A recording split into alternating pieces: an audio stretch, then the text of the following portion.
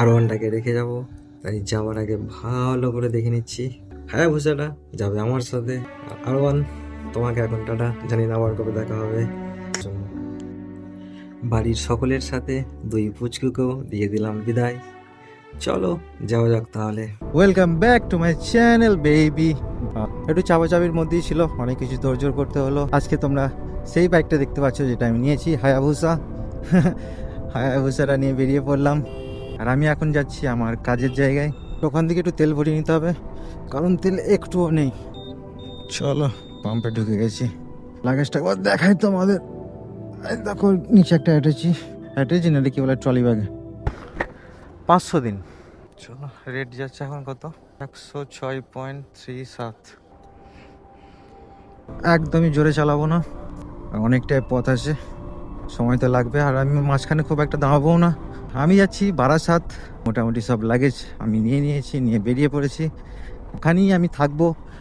কথা ছিল ফেব্রুয়ারির মিড উইকে যাওয়ার, মিড উইক না, মানে ফার্স্ট উইকের দিকে। কিন্তু সব কিছু গোছাতে আর এই আরসি বুকটা আস্তে আস্তে অনেকটা টাইম লেগে গেল, যার জন্য আমি বেরোতে পারছিলাম না। এবার আমি এখানে যে কাজটা করবো সেটা হচ্ছে র্যাপিডো। আমি করবো ওখানে র্যাপিডো বা বাইক ট্যাক্সি বলতে পারো। আমার বাড়ি হচ্ছে হুগলিতে, আর আমি যাচ্ছি বারাসাত। কোথায় ছিলাম ভুলে গেলাম যা।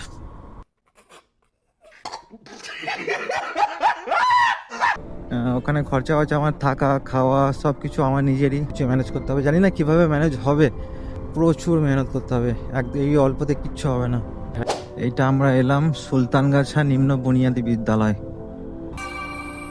মগরা প্রভাবতী বালিকা বিদ্যালয়। এখানে ওই ভাই কতটা চাপলো। মগরা পুলিশ স্টেশন এটা। কল্যাণী বাঁ দিকে 7 কিলোমিটার, কলকাতা এখান থেকে সোজা 56 কিলোমিটার, আর সোজা গেলে 36 কিলোমিটারে ডানকুনিও পাওয়া যাবে। ভাই হেঁটে আসিস না সামনে, ফোনে যা মগ্ন। এই ঢুকবো এবার, উঠবো এবার কল্যাণী ব্রিজ, মগরা কল্যাণী ব্রিজ। বাকি এদিকে রাস্তাটা খুবই স্মুথ, একটুখানি যে টেনেই দেবো 60 70 60 65, হার্ডলি 70 হয়তো, তার বেশি আমি উঠবো না।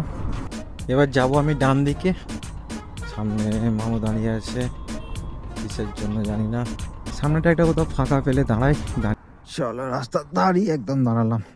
চান্স ছিল এদিকেরটা অনেকটা সরে চলে গিয়েছিল দিকটা, তো ওটাকেও ঠিক করে নিলাম, ভালোই হলো দেখলাম, নাহলে সমস্যার মধ্যেই পড়তে হতো। আবার যাওয়া যাক। আগে সামনে মামু দাঁড়িয়ে আছে, দেখি কি করে, আমাকে দাঁড় করায় না, ছেড়ে দেয়। গ্রিন সিগন্যাল হয়ে গেছে, ধরেছে একজনকে লাইসেন্সের জন্য।